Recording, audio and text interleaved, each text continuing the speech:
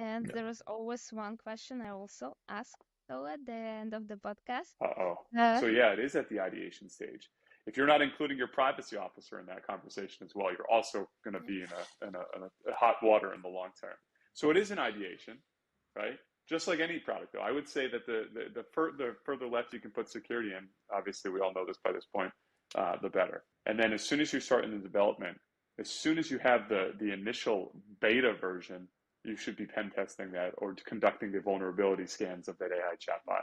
It is a consistent thing, right? It's not a one and done. It's just like vulnerability management. You do it over and over and over again. Lightweight solutions are the key to this. Welcome to the Elephant in AppSec, the podcast to explore, challenge, and boldly face the AppSec elephants in the room. I'm Alexandra, your host and AppSec enthusiast and growth manager at Escape, an API discovery and security platform.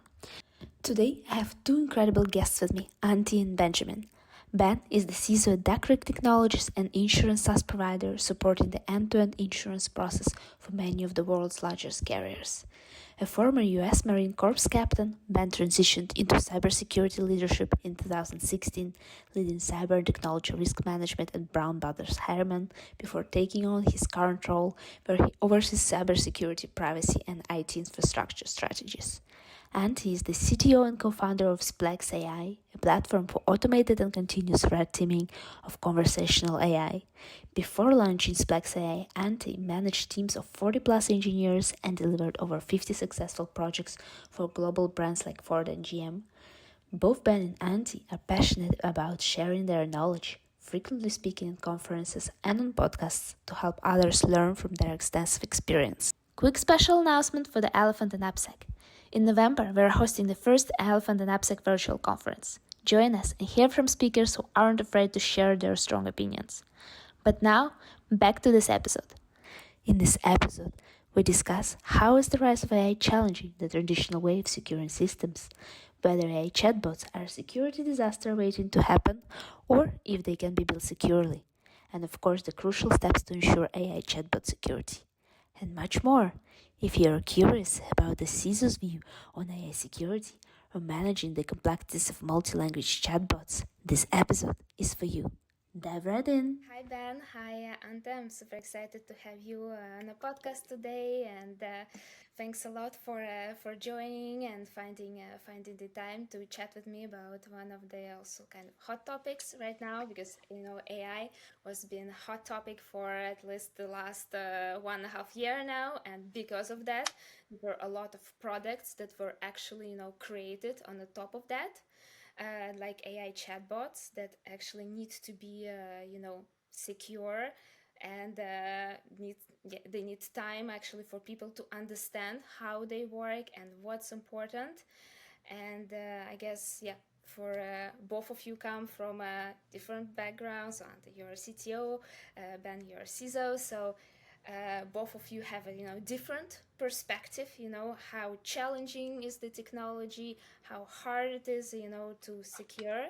And I would love to hear actually from both of your perspectives, like on that, like with all the rise and explosion of the AI, how like challenging have you found it to secure for your companies? Yeah, I'll kick us off. And Alex, thank you so much for having me and having Ante as well. This is a really great opportunity. So I think you hit it on the head, right? AI has now been a year and a half, maybe a little bit longer, and fundamentally has altered the way that all chief information security officers or security practitioners have to look at I would say, traditional cybersecurity concepts, right? I mean, go back a year and the frameworks we were all following to secure our organizations weren't even addressing the risks that AI is now posing today. There was no mention of AI chatbots or mention of different capabilities that I have.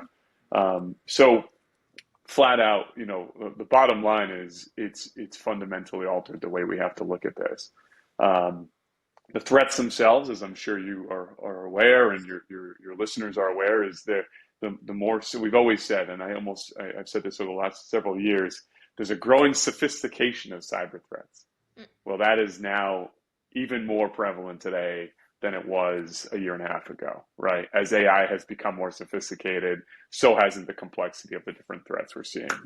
A skilled cybersecurity criminal can use AI to draft highly personalized phishing or even advanced different malware that's able to assess the threat vector, the threat path it's following while it's going at an organization, right? So those traditional security systems are now proving sort of ineffective against that. But on the other side, Alex, it's the reverse, where we've had this skills gap in cybersecurity for a long time now. Well, AI is now advancing the way, I'm not going to call it unskilled, but lesser skilled cybersecurity practitioners are able to run certain queries or leverage different security tools, right? So I just think, again, I'll go back to my initial statement. It's fundamentally altered the way we are evaluating those traditional security concepts. And then the last piece I'll make is the way that we're looking at the SDLC process. I'm a CISO for a software company, and we have to be integrating from the very beginning different security concepts around AI at the initial development, even the concept stage of different applications we're building. And how do you make sure, that your team, is actually educating themselves on the challenges of the AI security and securing actually AI systems that they might build or products that are based on AI that they might introduce? That's a fantastic question, because I think we often oversee the training and awareness side of our actual teams and making sure we have the right expertise is what you're saying. And so it is a constant push to ensure our people are going to the different conferences, not just the big RSAs or black hats, but the smaller conferences designed to be more nuanced, more detailed on ways to implement security controls, but also just ensuring that your team, as a CISO and I'm designing my organization structure, I have the role identified with the necessary skill set per person. So I'm now pushing our red team employees to get more familiar with the different ways of securing AI, etc. Okay, yeah, I think it's super important. Yeah, I totally agree with you to push, the employees to educate themselves Definitely. about it, which is not always easy. Everyone loves traveling, but sometimes Yeah, Especially on the red teaming part, right? Because subset of skills how to hack something are now moving more from the network and kind of API level to the AI. So to hack AI, you need to understand how it works. And that's also how I got into all this world. I was 10 years AI engineer, developer, before I realized, oh, there is huge security gap for the first time in my life, and I shifted completely in the security aspect. And why I love it, and there is a lot of traditional companies doing app security, and a lot of big and very good AppSec teams, and they just need some time. And as you mentioned to Ben, they just need additional education to jump over the wall and do kind of red teaming or even blue teaming for the AI systems, because you need to understand they work, or the attacks go through when you simulate them with completely different strategies and variations than in standard red teaming. So yeah, that's why I basically also joined this space at the first. Yeah. And when we talked also, you mentioned like on the community level, you contributed to AI security. Like, can you tell a little bit more about that? Like, how did you actually get involved, in the OWASP AI exchange guide? Like, Yeah. One of our first employees, Marco, he was, I think, at some point second contributor to that OWASP exchange. And I appreciate that whole initiative, because it's so hard now to structure all the risks regarding AI. So at the moment, we are specializing only on Gen AI, which is more subset of AI, but the OWASP exchange is trying to structure approaches how to identify and then protect against all AI risks. And it's a big deal, because you cannot copy it from anywhere. It didn't exist before. So you need to introduce completely new structures and make sure it's aligned with AI roadmap, which is changing on daily basis. So it's quite challenging task what Rob and the team are doing there. Yeah. For For sure. I mean, it Yeah. is challenging with so many, different technologies and so many different products, that come out. Also, on the top of that, like there are new technologies, but there are also, technologies that are built on the top of the existing ones. So if you take like so many companies that appeared as a wrapper of ChatGPT or using OpenAI, which is bit a Yeah. topic on itself, and there are also things like AI chatbots that appeared too, that we kind of wanted. It's interesting to explore because it's a very kind of niche topic, and I think there was one article that I read a couple of weeks ago. I think it was like from MIT, a reporter from MIT that mentioned that there are kind of three ways like that the AI chatbots are actually like a complete security disaster. So and for like you can see even with smaller scale, at startup we don't have like AI chatbot, we have chatbot, who tries to in the beginning kind of respond on itself, but you can see more and more, larger companies implement that, especially because they can't just handle the amount of people coming on their website, and they need something to communicate in the way. So I think in the example of the article itself, it was not a breach, that happened, but there was any breach that was related to that. But I think for sure in the community, people like security researchers, they explore, this topic and try to find always like the vulnerabilities, and there can always be like a bug bounty program in place. So I think an example itself, they used the example of security researcher that kind of hid a prompt on the website, and then like he visited the website, and actually like the prompt injection made the chatbot actually like generate text, it looked like it's a Microsoft employee, which is kind of big company, so everyone immediately thinks, okay, I'm gonna trust Yeah. Microsoft, and then you can just like ask for anything. So it's kind of also a social engineering scheme, that you can implement through prompt injection. So like I think for on your side, actually, both of you, do you agree that chatbot are challenging? A You know, security disaster, as the yes, article is. Yeah. security disasters, the article is Yeah. saying. I think there's a lot to unpack here. And what I'll say is there's a lot of risk. And we actually often don't even know all of the risks today for for chatbots in general, or for AI. And as the research comes out, and as we continue to test these things and look more deeply, where the number of risks are growing, and that's allowing us to look at them in a different way. But what I'll also say is, you mentioned that chatbots are sort of a niche within the AI field. I would actually say chatbots are the front-facing element to AI for every company, for most companies, I would say, for the majority that are developing any product that is leveraging AI right now. They're so ubiquitous, right? They're everywhere. Oftentimes we don't even know when you don't even know if you're talking to a human or if you're talking to a chatbot until Yeah. there's some sort of thing that happens where you're like, oh, hey, wow, that's not Frank from Yeah. that's an AI model.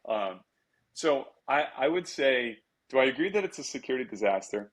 I would say I agree that there is a unknown level of risk right now, and that if we don't start, if we, meaning the development side, or the companies that are building these tools and applications or leveraging AI chatbots, if we're not integrating security or assessments of these chatbots from the very early stages, from the concept stages and then to the design stage, then yeah, it's absolutely going to end up being a security disaster in the long run. And what do you Yeah. think?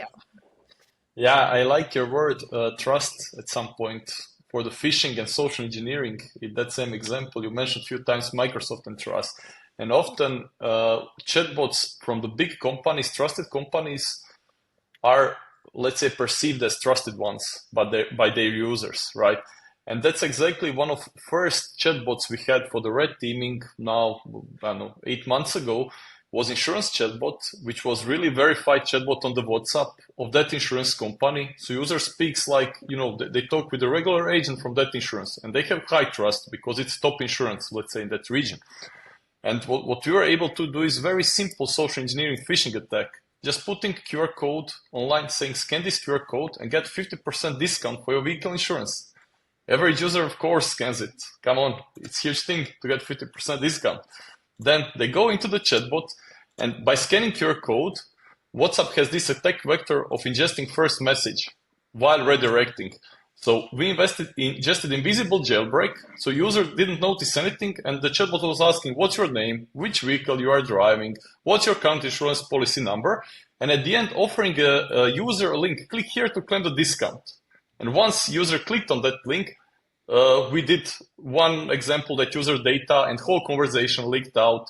On the second attempt, we made it redirect to complete the other insurance, things like that. So there are so much hidden threats in multi-step phishing tech vectors within AI chatbots. I think, as Ben said exactly, all risks are still unknown. But there are much more than with kind of rule-based or traditional chatbots. Yeah, much more. What Ante just highlighted with that is specifically the insurance example, and I'm very sensitive to this because I'm in the insurance side. I mean, the amount of data that these companies are holding and that sometimes are sitting behind these models, if you think of your insurance claims, you're filing a medical claim. So now all of a sudden you've got medical information on citizens. I mean, insurance companies hold the data of nearly every single person in every country, right? I mean, that's just the reality of the nature of the business. So if you're able to exploit these models like Ante just outlined that they were, that is a massive risk to these organizations to have a data breach. GDPR comes into play, all these different privacy regulations. So, yeah. Like, do you think it's the same industries that are at high risks as for traditional like security, like financial, healthcare, or with the chatbots you also see maybe other industries that maybe might be more prone to like breaches or actually being attacked? Maybe. Well, I think it comes down, I do think the industry vertical is important, right? Because there's a higher risk for companies that are holding very sensitive data that the AI chatbot is potentially querying when providing responses.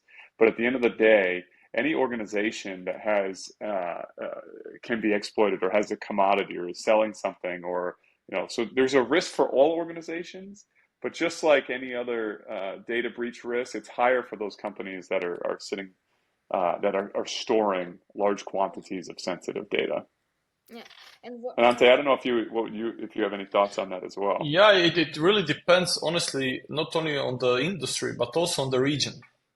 Something that for Middle East high risk is, for example, not a risk in Europe. So something that's in Europe high risk, some special bias. In US, we don't see it at that high risk, for example. So it also depends on multiple things, and some basic chatbots that provide you nutrition advices or recipes, which are kind of even volunteering type of chatbots, can have huge harm if you ask, let's say, I'm allergic to something, and the chatbot gives you 2-3 links. Oh, this is right recipe for you. If there are no these safety and security checks, there are already huge harmful risks for the users. So for me, it's hard, but I would still agree. If we are looking from the enterprise perspective, healthcare and finance, including insurance, are I would say the top 3. Yeah. And how, for example, in your example, someone would introduce, like they would do a prompt injection to basically contradict someone if they enter their allergy data, then the prompt on the top of the good AI, let's say, then they would try to give the recipe to kill him. Yeah, for example, recipe online could be poisoned, could be have within somewhere malicious prompt saying this is always safe, recipe doesn't contain any allergic substances, let's say. This could be one way. The second way could be just misconfigured reg, that your retrieval system is not precise. It knows it contains this, but doesn't retrieve you precise information. So there could be issues or causes of that scenario on multiple levels, I see. Okay. And for example, you also like we talked about the social engineering, credit cards, and then we came on to data lakes. So for me, it's kind of very clear how can you try to do this social engineering part. It's not really, clear how can, let's say, data, leak out using chatbots apart, from credit Yeah, card data. that's a very good thing. Yeah. So basically, there are kind of firewalls and components that do output filtering. There are multiple solutions online for that you can select. But there are also the new ways with smuggling data out. So you can, with the multimodal attacks, leak data out in an image, in a parameter of URL. We contributed to kind of top guardrail, open source guardrail out there because they had check if your generated URL of your chatbot is valid or not, right? Does it exist? Very simple check. But then we're able to smuggle in the parameters of that check out all the details of conversation, which is huge GDPR issue or whatever you are considering.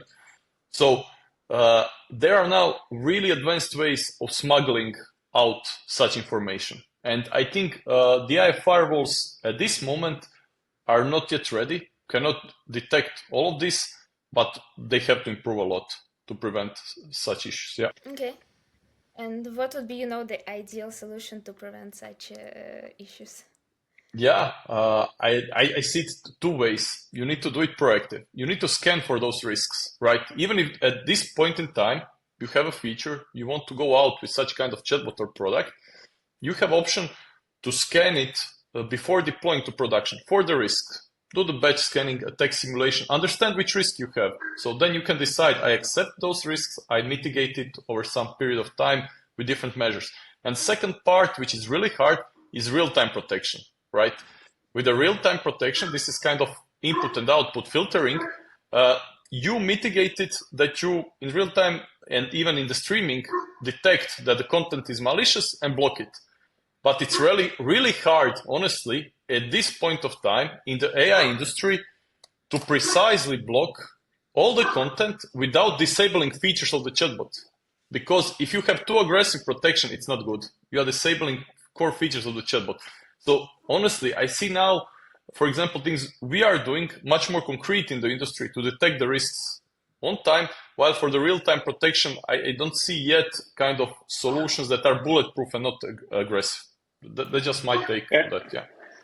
Alex, if I could make a connection or correlate this to another type of cybersecurity program, vulnerability management. Every CISO out there will tell you vulnerability management is a very challenging thing to do. It's never done perfectly, but it's done all the time. If you're not scanning for vulnerabilities every single day or whatever your SLA is, then your organization's at risk. And then you have to remediate those vulnerabilities.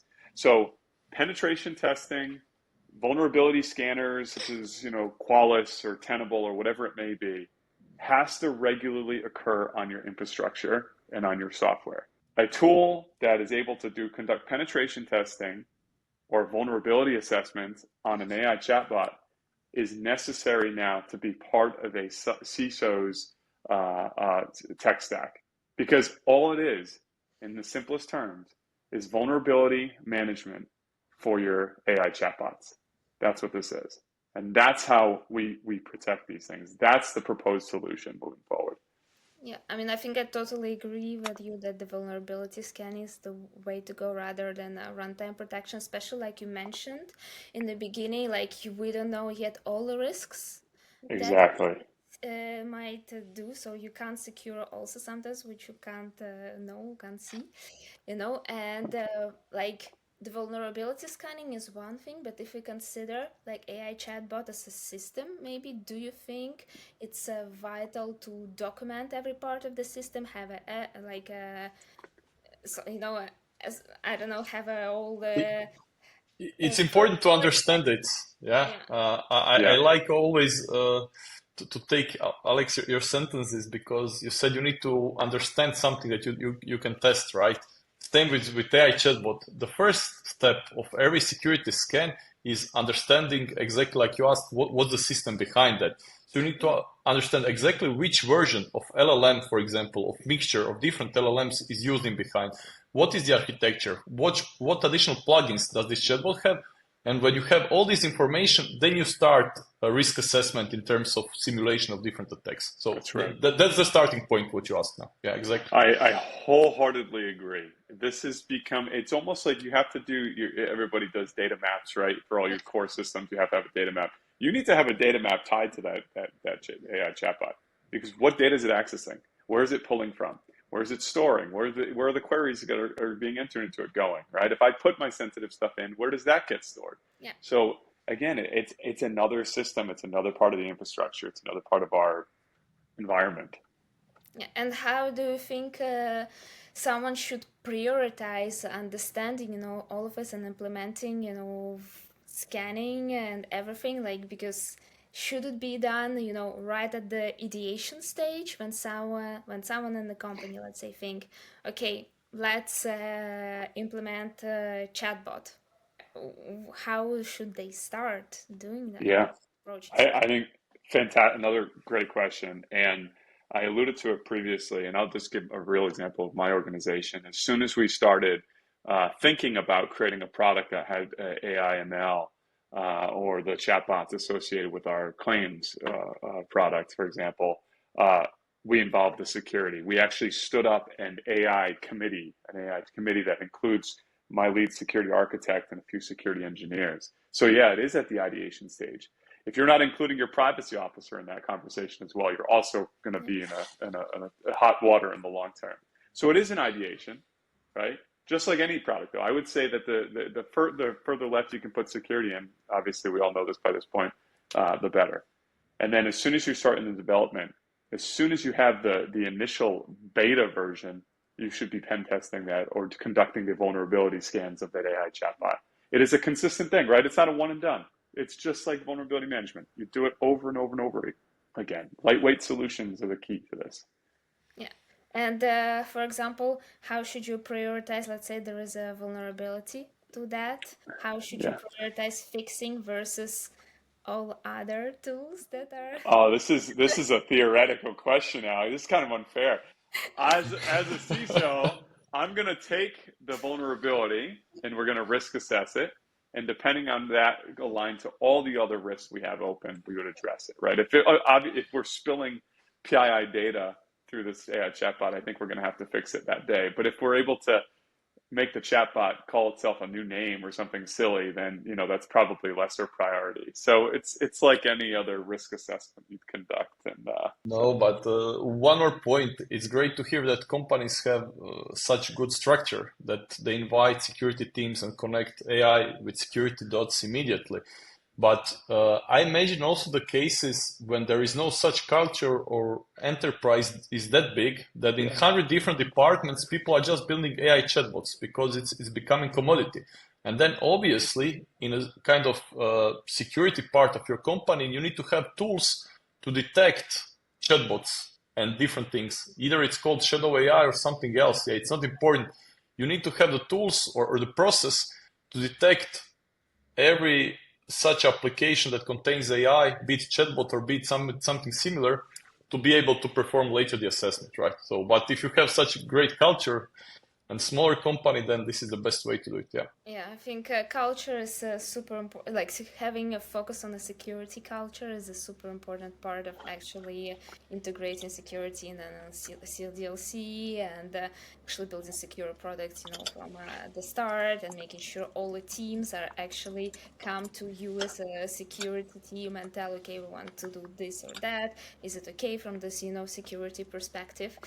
Which is, I honestly know, not always the case, and you have to have right people who actually have that reflex, all the time, which is not, especially from other departments, it's not that easy.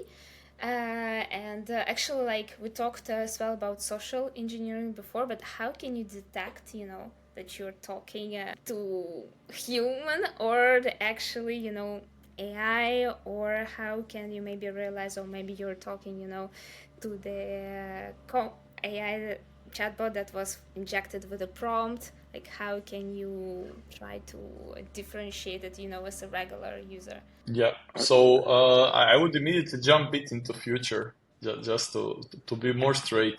I see most of the chatbots because we'll still use, I don't know, cell phones at least 3 to 5 years as our main hardware tool, right, to access the chatbots. So I see the voice and type of voice-to-voice chatbots as the ones that will take over. Not this year, not maybe next year, but in very near future. And then your question is even more important. How do you know it's really human voice or human behind it, or there is AI talking with you? I think today at Meta and similar companies, there are already such good algorithms to imitate human emotion, all colors of voice, and all thousands of parameters in the voice that you cannot recognize it. The only way, I believe, how you could still measure if somebody is human or not is just connecting this tool or this interface to some kind of classifier with thousands of examples, human, not human. You might detect it, but honestly, going forward and forward, it will be harder and harder. And it will be for average human, especially in English and some common languages where it's very easy to train on, those voice chatbots, really, really hard to detect. And only the special classifiers, so machine will much better detect if there is a human or not than the human. So I'm sure in that thing. And then again, if the machine is smuggling prompt injection in the voice-to-voice interface, trying to get something fraudulent out or whatever, I think the same rules apply, 100% the same rules and same protection measures that would be for the human. I don't see any difference or the reason why to have the different protection. Yeah. Like, I don't know if you've seen some time ago, and that was actually quite recently, like OpenAI, they've released their version of you with a video, Yeah, you know. yeah. Do you think how challenging will be to secure that if there would have actually be a video AI chatbot, and would be the risks, that associated with it? Yeah. So then we go to the second part, kind of deepfakes, right? How we detect the deepfakes. And this is special part of security. So in our tools, when we simulate attacks, we try to, in kind of multimodal attacks with images, for example, create some kind of fake images. But at the end, I think it's not primarily which AI model or LLMs or things, it's not their task to understand if this is deepfake or not. They're completely separate systems, completely new AI systems that should be built on top for every image, video, or whatever that's going in voice, right? So there will be multiple AI systems, which today they are not, right? So the additional layer to detect the deepfakes will be present in every enterprise. That's how I see it, yeah. So you think we'll succeed to remove all the vulnerabilities? Never, Never. never. I wish we could get to that state at anything. But like any risk, a risk is only a risk when it exists, even if it's this big or very, very small, right? But it's almost impossible to eliminate a lot of these risks. And I think this is a great example. The best we can do is mitigate the risk by that constant testing. Okay. And who do you think, like in the case, so we have a risk, but who would be accountable if that this risk, was not proactively measured and then fixed if something happens? Yeah, there's two parts to that. One, the chief information security officer is always accountable if there's some cybersecurity risk that was not addressed, right? But also the chief technology officer or the chief product officer, the development group who's creating these things. So the buck really stops with the organization, just as it would with any product that's being developed, with that CISO or the chief product officer. Okay. And for you, for example, how do you make sure? Would you make sure that when you communicate, let's say with the CTO, that you actually kind of make sure that you both know that you would be accountable, that potentially, I don't know. Yeah. I love these questions, right? Because they're real. These are not like hypotheticals. This is really happening at the organization. Um, you know, it's more challenging than me just saying, "Oh, well, I just say I'm accountable, and that's the end of it. That's it." Because there are so many nuances to this. But I think like any app development organization, it's having a culture where communication happens and the executive team is meeting and there's conversations around it. You know, Ante he complimented organizations that have a culture that are able to even have a AI committee, right? And so I do think a lot of it comes back to the CISO is not a police officer that doesn't like anybody or walks around with a giant stick and just whacks people. The CISO has to be plugged into the organization as a sympathetic person that understands what the engineers are working on, understands the business and the why behind why we're developing these things. Because at the end of the day, I'm employed not to just put security in place to secure for the sake of securing. I'm employed to mitigate the risk to Duck Creek or Duck Creek's customers, my company's customers, to the extent appropriate to facilitate our business. Mm-hmm. And so all that ties to your question of how do we actually have the communication between myself and the CPO? It's just being a normal human that communicates openly with the rest of the executive team. So it might seem easier than sometimes. I know, you know, I agree. It's hard, but it's a reality, right? Yeah. So. And I think the bigger the company, sometimes the harder it might be, especially if the company is kind of multinational. You know, you have a group level office, you have a different actually country level departments, you know, and sometimes the implementation of certain tools actually can, like the decision on that can be taken, you know, in a subsidiary or another and not on a group level, and depending like how company acts, how security is actually seen on a group level or not in the company, it will be also different. And but in the case, let's say if it's a huge company with a lot of subsidiaries and they install you know like a multi-language chatbot, especially in for example, let's say in English, in Spanish, in French, actually does it. I've worked, for example, for the company that was multinational and that would be potentially asking themselves, would we need, you know, chatbot for kind of replace customer service functions for very simple tasks? Does it increase risk that you mentioned before? Does it increase attack surface, or it just doesn't really change, you know, anything? Yeah, Yeah. go ahead, Ante. Go ahead. No, I like the multi-language always, because especially in early days of AI firewalls, multi-language was big issue. So I remember doing 8-9 months some benchmarks on the, let's say, state-of-the-art open source AI firewalls and some commercial ones. Even they claimed they had multi-language support, filtering. I did very simple prompt injection, ignore previous instruction in English. It was blocked by Microsoft content filtering. I added one word in German, upfront, it went through. It was that simple.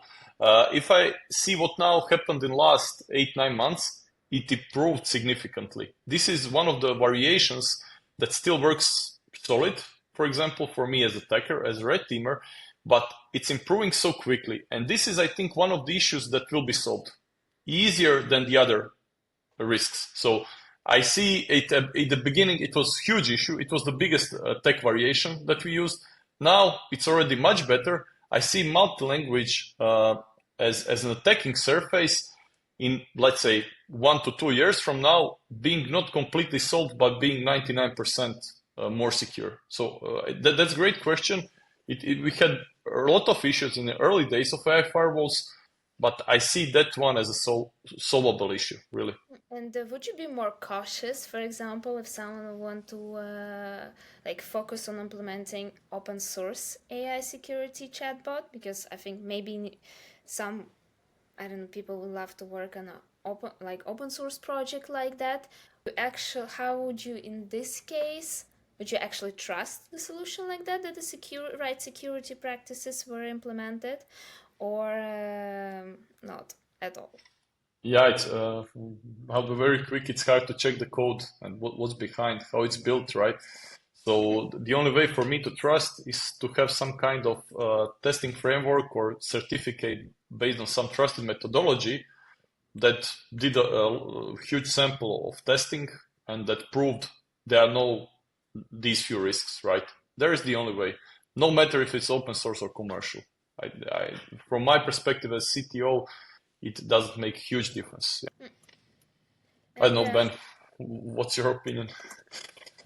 I think open source is challenging.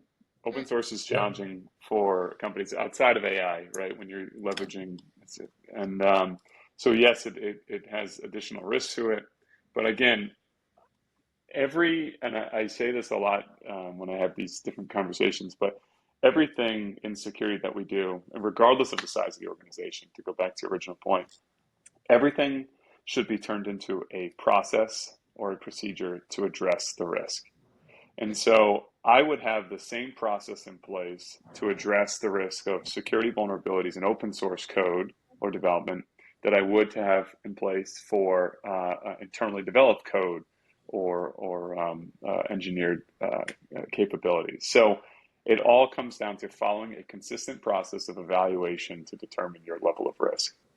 Okay. Yeah, I mean, it's in the end what you suggest to do is to replicate like the process for for something that you've already done internally for implementing like another, let's say, AI system or I don't know, a tool, ticketing or whatever, but like one tool and then kind of replicate this risk for whatever new tool your company might implement internally.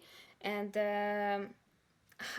for example, what would be the concrete steps to make sure people come to you about it to discuss it from ideation stage? Because it's like, do you have any concrete advice for people who are listening? Well, I can speak to experience at both this existing company and my last company, which was a multinational, very large global financial service firm. Whenever we were looking to develop a new product or business line, there was always a committee that was formed to evaluate it. And the committee consistently included elements of security. And so I think that that's just the most important. This is a cultural question of, is security being taken seriously, or is it really just sort of that final phase checking the box? So you got to take security seriously, and there has to be a culture of security. And in fairness, the security team, again, to go back to my previous point, in fairness, the security team cannot just be a blocker for the sake of being a blocker. The security team has to understand the business. And did you have an example when it was actually like, I really don't want to be a blocker, but... Yes, I do. I can give you an example of a website that was used for almost like customer self-servicing and customer servicing where materials were provided. And the website didn't meet the expectations of the security department. And so we actually had to, shut it down. And, at my previous company, that was a big deal because it was very sensitive to do that with our customers. But the risk was too great. And so we shut it down. And then guess what? It got the attention it needed to get it fixed. So boom, it was fixed. And then we moved it forward. So nice. Yeah. So it's a great example. And, is it nice or not? It was not that easy. As easy as I just made it sound, I promise you, it was a lot more painful. Yeah, so, it sounds very easy. Like at the end. We just said turn it off, shut it down, we'll fix it. No, it wasn't like that at all. So. And when the culture, for example, doesn't work, when you don't succeed to implement the culture, let's say the easiest solution sometimes it might be just to buy a tool, to ensure the security, because like you mentioned for vulnerability scanning, there are these scanners that kind of everyone knows the name, like Wallace and Tenable, etc. And for AI security, like if it's not runtime solution, do you have any recommendations of the scanners that implement? Well, I can assure you that Splx is filling this void, right? That's exactly what this team is doing. And they're looking at ways of having a lightweight solution that's able to supplement a CISO or a security team's tech stack, allowing them to provide consistent vulnerability management for these AI solutions that they're developing. So this is a nascent market. This is still coming up and being built, and it's amazing what some of these technologies and what Splx can do, and I've seen it firsthand with the things that Ante has talked about, right? And there's a lot of risk that's mitigated by implementing these things early on. So yeah, I think Yeah. the earlier, the better. Just to add from my side, right? We didn't reinvent the wheel. There was a bunch of cool open source projects like Garak, etc., who tried to do exactly that thing because they saw huge pain coming up. We just tried to make it more, enterprise ready, more lightweight to onboard any chatbot, and of course try to find kind of better strategies to attack. So I would say we are not the only one, but we are trying it, as Ben explained, to make it really a lightweight for security and application teams to integrate. Because this is the key. If you need to spend a few days to understand and to integrate it, it's already far away from the AI and security engineers. Yeah. And then you can't, you can't actually win over someone within the team to integrate it. And I guess for you, Ben, then you can continue not to sleep at night, which is like a classic. Exactly. Yeah. For everyone in the industry. And so, if we have to recap, what advice, just with top 3 things, what advice would you give to organization that wants to implement chatbot? Like, if you have to be very direct, and straight to the point. Yeah, I would say number 1, as we've talked about, involve security early in the process. Oh, and open parentheses, privacy as well. Security and privacy early on. Number 2, it's ensuring that you understand what your chatbot's doing. You understand what your AI model is doing, work the data it's tied to. So assess that as part of that ideation and concept stage. And then number 3, test it often. This is not a one and done. This is not a test it, release it, and then walk away. This is a consistent vulnerability management process. We have to treat it just like we do with a vulnerability. So include security, make sure you understand it, and test it regularly and often. Okay. And there is always one question I also ask though at the end of the podcast. It's not science, not tricky. Like, if for someone who wants to get started or learn more about security, what would you recommend them to do? Oh, I love this. I honestly, security has so many different paths to get into security. It's no longer I have to go and study a specific function at a university and then take that analyst job to start in the SOC. No. So anybody that's interested, it's really just having a basic conversation with somebody that's in security already. Start those conversations and be willing. This is the advice right here. Be willing to take the job that you didn't even know existed within security, because there's so many that are out there that people have no idea about. And that's what I did. Alex. That's how I became a CISO. I jumped into cyber because I was like, sure, let's give this a go.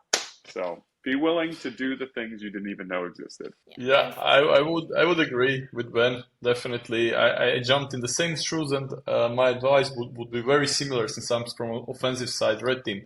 Whatever you do, whichever kind of application interface, whatever you build there, just try to break it, right? If this will help you to understand a lot of issues. Just be concrete, right? Yeah. And if your skills do not allow you to break it, ask the friend who is a hacker or who was, I don't know, misusing AI. Use an AI chatbot to help you break it. Sometimes, I think I tried. It gives reply that it can't assist me with that. So exactly. So first you need to find a chatbot, right, that can assist you with hacking. Then I'm sure if you search further, you can find it. Yeah, there are a few good ones. Yeah. For sure. Okay, well, thank you so much, guys, for coming on the podcast and sharing your insights with me. It was a pleasure. It was very fun to discuss with you. So thank you a lot for your time and for sharing very different perspectives, I would say, and help the listeners, also learn a lot about the area that still has a lot of uncovered, risks and a lot still to discover, and we'll see if how it's gonna look like, in even 3 years from now. That's gonna be super interesting, I think. Well, thank you, Alex, very much for having us. Thanks, It's a Alex, a pleasure. lot, and I think that the chatbot future will be interesting.